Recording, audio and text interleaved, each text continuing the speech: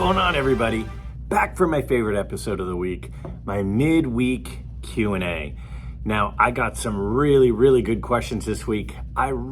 It's a lot of opinion-based questions this week, especially like super opinion-based, like preference of this versus that.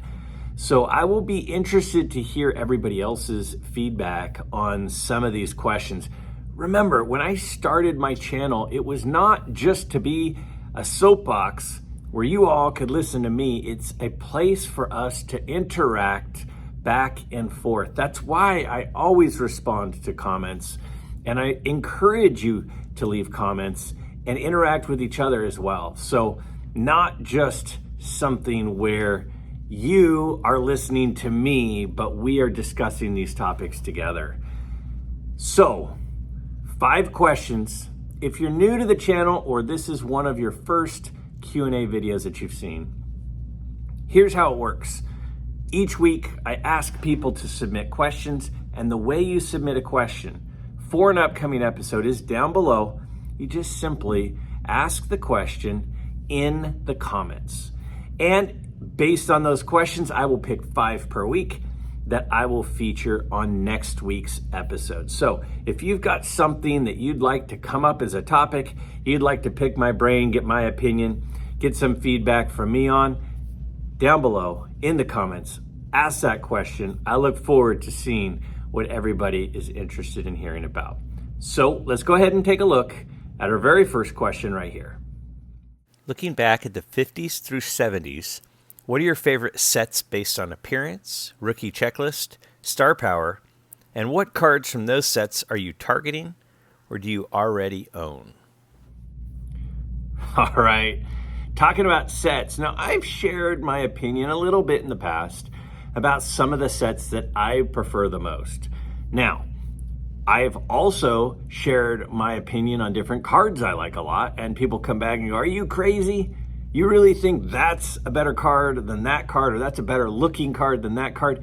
And that's the beauty of this, is we all have opinions. So don't hesitate to tell me what you do and don't agree with down below in the comments.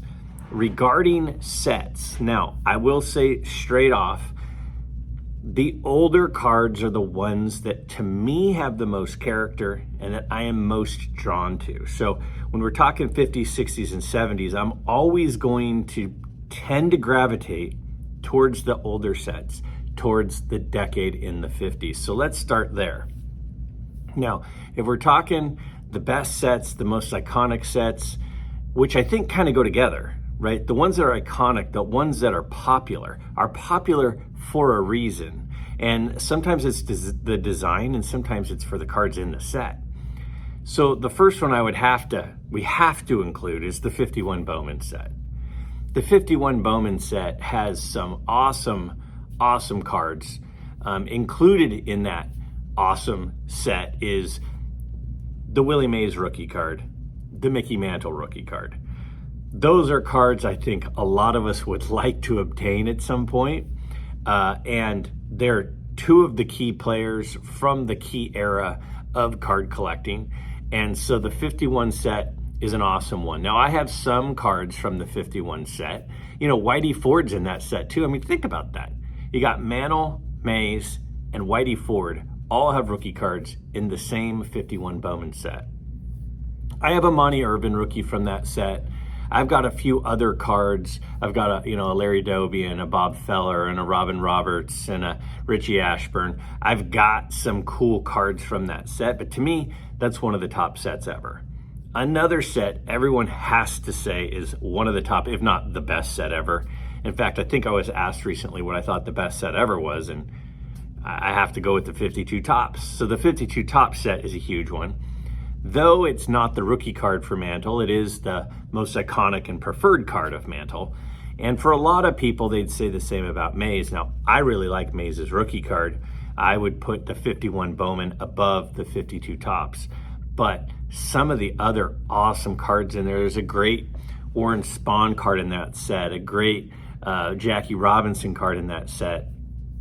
There's it's got Eddie Matthews rookie card. The 52 Top set is just an incredible set that I think most people would put at the very top at the top of the list. Other sets in the 50s, there's two more that really stand out to me. The 54 top set is an awesome set. It's got the iconic Al Kaline rookie. It's got my favorite card, the Ernie Banks rookie. And then, of course, it's got the Hank Aaron rookie. So it's got three huge rookie cards, and I love the look of the set. It's such a great looking set. Now, I don't have a lot of 54 tops cards, just like I don't have a lot of the 52 tops cards. For one, because they're super expensive, because they're so popular, but there are a ton in there that I'd like to get someday. The other set from the 50s to me that stands out is the 55 top set. I love how it's on that landscape style where it's sideways instead of the portrait, the traditional up and down. I love that aspect of it. It's got a really, really good looking Koufax rookie card. It's got a great Roberto Clemente rookie card. So you got one of the best pitchers and one of the best hitters from the era, if not ever, in the set. And there are a few cards in that set that I also really like. Like, to me, the best looking Jackie Robinson card is from the 55 top set. So 51 Bowman, 52 tops, 54 tops, 55 tops.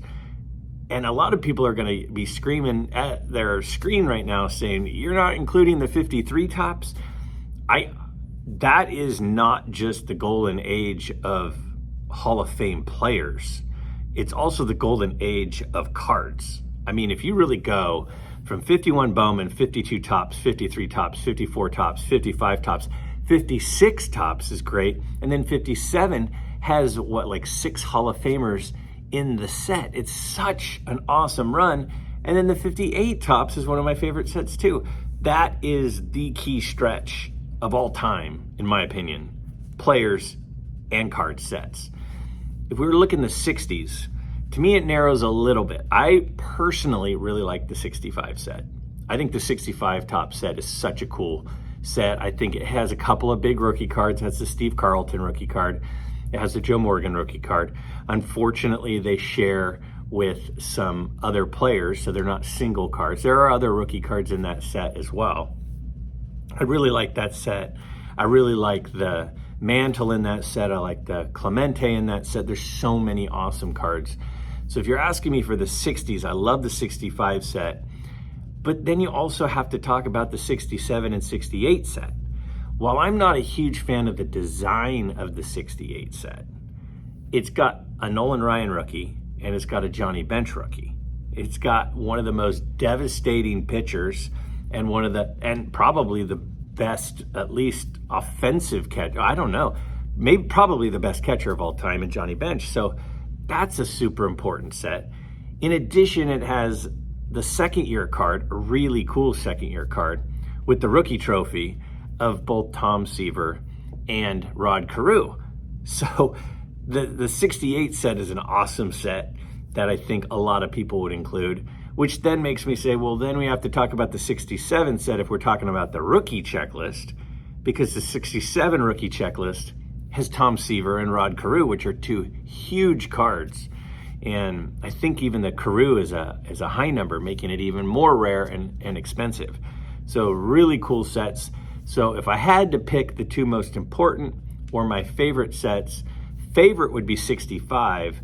68 is probably the most important, but closely followed by the 67. If we're talking the set from the 70s, the iconic one is the 71 set, right? The black borders, how difficult they are. I don't have a ton of cards from that particular set because they get to be so expensive. I love the 71 Reggie Jackson card. I've always, for 25 years, I've wanted a Burt Blyleven rookie. And again, I talk about Burt Blyleven a lot. I still think he has the best curveball of all time. His rookie's in that set. There's a really cool Thurman Munson second year card, rookie trophy card in that set. So the 71 set is the set for the 70s for me. There are some other good ones. You know, the only vintage complete set that I have is the 79 set, which I've talked about before. But the 71 set would be the one from the 70s. So a lot there, a lot to talk about. It was a broad question with a lot of components to it, but I hope I did it justice because it's a great question. But that would be my take on the sets that I most prefer, that are most iconic and have really, really good rookie checklists. If someone gave you the opportunity to choose one card, no matter the price, what card would you choose? Oh boy, oh boy. You know, the easy response is the 52 Mantle, because it's sort of like the card in card collecting. It is the iconic card. You know, and then you could say, well, what about the Honus Wagner T206? That's a totally understandable, reasonable response as well. So, but those are too easy. Those are like gimme questions. So if I could have one card, cost not being a factor, I'll give you the short list. I would love to have a T206 Walter Johnson portrait card. I love that card. Arguably the best pitcher of all time. Awesome looking card. I love the yellow background. It's that one's very high on the list. Now, I could also go with my three iconic cards, the three cards I've mentioned several times that I've wanted since I was like 10 years old, you know, which is the 48 Yogi Berra, the 54 Ernie Banks, or the 57 Brooks Robinson. But I'm going to put those aside because I've said that before. And those are more affordable. So I'm going for something that I normally wouldn't be able to afford because, you know, price is not the issue and somebody's giving me the card, right? So then you say, well, what else is something to think about? I think the 48 Jackie Robinson would be really cool to have, a Jackie Robinson rookie card. I mean, you can't go wrong with Jackie Robinson. But I think I might surprise some people.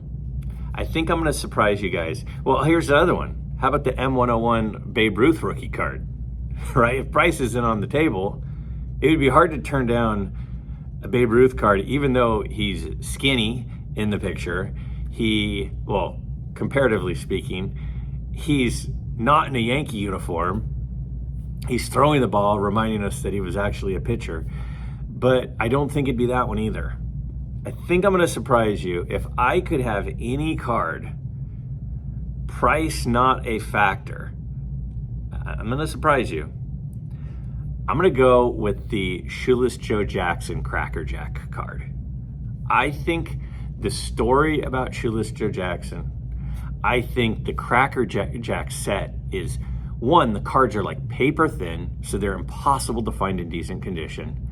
There's so few of them out there. There's something really cool about that card that just reminds me of, I don't know, my youth, or seeing pictures of it, or I was a kid when 8 Men Out came out, and you know, all this stuff about that was in the news. And I think I'd go with the Shoeless Joe Jackson Cracker Jack card as the one card I would pick if I could have any card given to me. What time period do you consider vintage cards? For me, it's any cards pre-1970. Comic books have 1939 to 1950 Golden Age, 1950 to 70 Silver Age, 70 to 80 Bronze Age. Would cards fit these terms for clarity? Oh man, this is so many people have so many different opinions, and it would be nice if we had some clear definitions, like, you know, it sounds like comic books have. I'm not a comic book collector. I think they're cool, but I'm not a collector, so I'm not aware of that. But that would make sense if there were some ranges with some names attached to them. I personally, I would consider vintage cards anything before 1980, but the 70s are kind of in this era where the cards started being taken care of, right? That's really the decade when card protection started being mass manufactured, and they weren't just putting cards into like photo holders and sleeves. They were actually making card protection for cards. And so it's much easier to find cards, especially in the late 70s, in good condition than in the early 70s. So I personally think vintage is 79 and earlier. That said, there's a big jump from 69 to 70. 70 feels kind of modern vintage, whereas 50s and 60s feel like true vintage to me. So I don't know if I'm answering the question or being more confusing, but if somebody said a card from 75 is a vintage card, I'd go, yeah, it's a vintage card. If somebody said, do you think a card from the 60s is a vintage card? I'd say, certainly, 100%.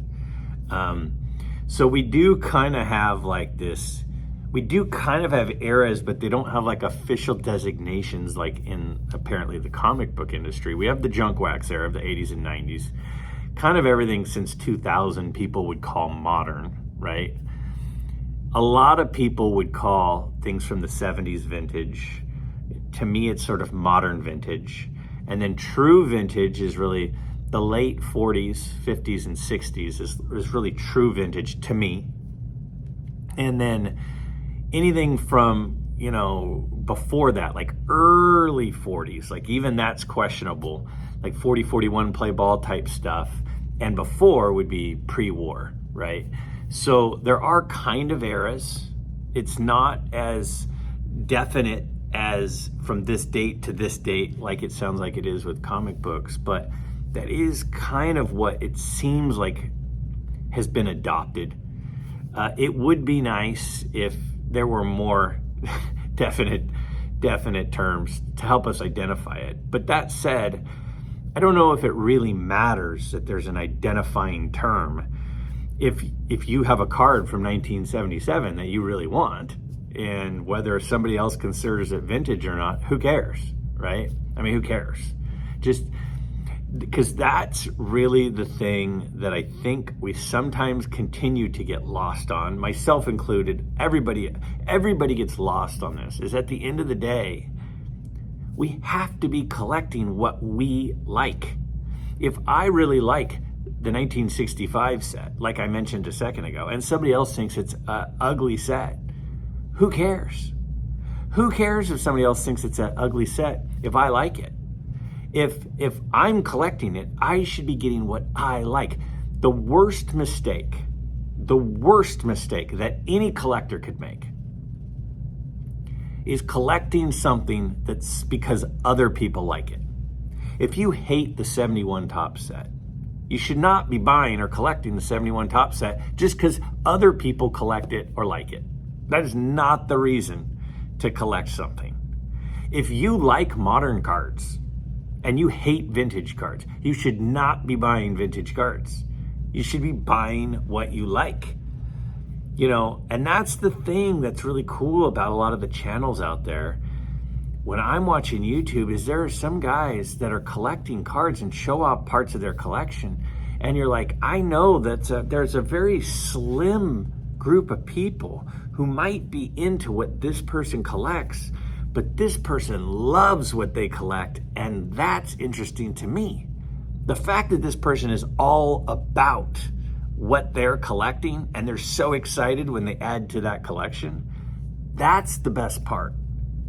It's not about whether that card is a card that I want. It's about how much they like that card. So when I talk about my 84 Fleer Update Roger Clemens card and how important it is to me and how it's one of my most favored cards, and other people go, I'd never own a card for that cheater. That's okay. I'm okay with that. You don't want to have a Clemens card. You feel Clemens is a cheater. You think he should never be in the Hall of Fame. That's okay.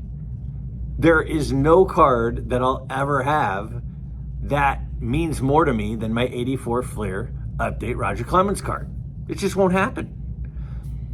Collect what you like, not what other people like. I'll keep on saying that. Who are your top 10 pitchers and hitters from 1954 to 1973? To be included, these players must have spent the majority of their careers in that time frame. All right. Brutally tough question. Made me really think on this one. And I'm going to almost answer it. What? No, yeah, I'm going to almost answer it. I'm going to give you 9. See, my only issue with my Wednesday videos is there are so many times that I give you my opinion and then people say, hey, cool opinion, or your opinion sucks, but there's no back and forth participation. So I'm going to pick the 9 pitchers and the 9 hitters that to me, I think are the best from that era. And then you guys tell me which one should round out the list. All right, so let's start with hitters. Now, it gets tough. It starts easy, it gets tough, but then you also have to say, well, who fits in this era? I mean, Jackie Robinson's not in the era. Ted Williams isn't in the era. Joe DiMaggio's not in the era because they're a little bit before. And then there's a few guys who are a little bit after, like, the majority of Pete Rose's career is not in this era. It's after this era. So that takes out Ted Williams, that takes out Pete Rose. So let's go through it. So I got Mickey Mantle has to be on the list. Hank Aaron has to be on the list. Willie Mays, Stan Musial, Roberto Clemente. Those ones are like for sure, right? Carl Yastrzemski is definitely on my list. Let's see. I've got Al Kaline's going to be on my list. Now, when you say best hitter, it makes it tough because a hitter versus a power guy. For example, when you talk hitter, I think Al Kaline. When you talk slugger, I think Willie McCovey. So Willie McCovey is not going to be on my 9, but Willie McCovey was a great slugger. So it kind of depends on your interpretation of the question. So Al Kaline's on my list. I mean, won a batting title. What was he, like 19 years old? Had over 3,000 hits, batted almost 300 for his career. I mean, so Al Kaline's on my list. I got 2 more. Ernie Banks is on the list. Over 500 home runs, 2,500 hits or so. I mean, so Ernie Banks is on it. And then the last one is, you're like, he's going to forget him. He's going to forget him. No, I'm not going to forget him. The most overlooked guy, the most underappreciated guy who's going to be my number 9 is Frank Robinson. Frank Robinson is number 9 on my, these are in no particular order, by the way. That's my list for hitters. Who should be number 10? That's the question. Who should be number 10? Tell me who should be number 10 down below. Who am I not including that should be included? And if there's somebody on there that you don't think should be included. And there are some good ones. And I mentioned Willie McCovey, so now it's like, well, I should, maybe mention some of the other ones. I don't know, but I don't think, I'll say this, my number 10 isn't Willie McCovey. It's someone who else is out there, not Willie McCovey. So who do you think it should be? Pitchers. Pitchers is harder. In fact, I had to write pitchers down because pitchers is a much more difficult list after the first few. So without a doubt, we've got Bob Gibson, right? We've got Sandy Koufax, Whitey Ford, Juan Marichal. Those ones are easy ones. One of the most dominating pitchers during a period of time and clutch pitchers was Don Drysdale. Don Drysdale, severely overlooked because of Sandy Koufax, right? But so I'm at 5. Unbelievable pitcher, dominating pitcher, playoff World Series pitcher, really, really good. Has to be on the list. So now I have 4 more to round out my 9. I'm at 5. So I'm going to go Gaylord Perry. Gaylord Perry was, the thing about Gaylord Perry is I think he fits the list. He had such a long career. He pitched for so long, but I'm almost positive that the majority of his career is in this period of time. So I'm going with Gaylord Perry. Who else should be on the Jim Bunning? People overlook Jim Bunning. Like Jim Bunning's 57 Topps rookie card, super affordable. I mean, that guy had a really low ERA. His ERA was like 3.2 or something. Now someone's going to look it up and correct me, but it was really good. He didn't have 3,000 strikeouts, but he had a ton of strikeouts. So Jim Bunning's on the list. I just looked at my list. And I almost for a second forgot Warren Spahn, the guy who I go crazy about all the time. Warren Spahn was so good for so long. I mean, a late career pitcher that just continued to just dominate. Warren Spahn, for sure, is on my list. Again, they're in no particular order. And then I have one more on my list. Let me look. Robin Roberts. Now, the thing about the biggest take on Robin Roberts, his ERA was, under 3.5. He had almost 300 wins, but he played on some not so good teams. So to have almost 300 wins, because his career win percentage is like 60% or something, because he played on some poor teams, but almost 300 wins, good ERA, a really good pitcher for a really long time. So those are my 9. Who should round out the list? It's tough. It is very, very difficult. Comment down below who your 10th person for the top 10 would be, because those are my 9. And then my 10th, I'm zipping it. I want you guys to tell me who you think it should be. The 50s era cards are some of the best vintage. Other than the 52 mantle, what are your top 3 cards from that era? All right. The 5th question is a really fun question. So what do I think would be the top 3 cards from the 50s? Now, I'm assuming you mean baseball, even though, Orlando, I know your collection is amazing. And I know that you have things besides just baseball. But if we're not including the other sports, the cards that could be considered from other sports, would be the 1950 Autogram, I think would be considered. The 57 Johnny Unitas would be considered. The 58 Jim Brown would be considered. If we're talking basketball cards, the 57 Bob Cousy and the 57 Bill Russell would have to be considered. But I think that you're talking baseball. So I'm going to answer it with baseball. Those 5 cards would be ones that I would consider in the list if we were considering things besides baseball. So if we're going through the 50s, the cards that stand out the most to me besides the 52 mantle, well, I think that you can't have a list of the best cards from the 50s that don't include Mantle's rookie card, the 51 Mantle. So that is in consideration. Another card that I would put in consideration would be the 51 Willie Mays rookie card, for obvious reasons, right? So you got Willie Mays and Mickey Mantle's rookie cards in 51 Bowman. So those are on my I'm thinking about list. If I keep moving through the list, another card you have to consider is the 53 Mantle.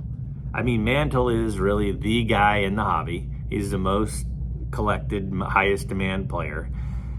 The 51 Bowman Mantle, the 53 Topps Mantle are definitely on the short list of cards to consider. Then you have to consider the Hank Aaron rookie, right? So the Hank Aaron rookie is, it's Hank Aaron. It's his rookie, right? And I think the 5th card on my list that I would consider would be the Roberto Clemente rookie. Now, I personally love the Sandy Koufax rookie as well. And it's tough to have no pitchers on the list. I don't think 51 Bowman, Whitey Ford makes the list. And I don't think Sandy Koufax makes the list. So let me start narrowing it down. So I would say that you have to have Hank Aaron on the list. So the 54 Topps Hank Aaron has to be on the list. You have to have Willie Mays' rookie card on the list. as much as I'd love to put Roberto Clemente's rookie card on the list, I don't know how you put it above Mickey Mantle's rookie card. So I think I've got to go with the 51 Bowman Mantle, the 51 Bowman Mays, and the 54 Topps Hank Aaron, with a really close fourth place going to the Roberto Clemente rookie. So if I get 4, I'm including Clemente. If I'm including 3, it's the Mantle, the Mays, and the Aaron rookies. Great question. That's a fun question. I really like that one a lot. In fact, be interested in thinking about some of the other decades and what the best cards are from other decades too. That's my pick. And now somebody in the comments below is going to say something that I go, oh my gosh, how did I not include that? But that's my response. Again, really love Wednesdays, really love getting all of your questions. If you've not yet asked a question, I hope that you will. I know a lot of people stream this and listen to it in the car. They listen to it, they plug in their phone through, Apple Play or whatever it's called, and listen to it. And so they're not at their phone or their device to respond. But I hope that if you are out there and you've not yet asked a question for one of the Wednesday episodes, I really hope that you'll take the time to log in and ask a question, because I really, really enjoy this, and I really enjoy it when I look at the questions for the week and there are questions from people that have never asked a question before.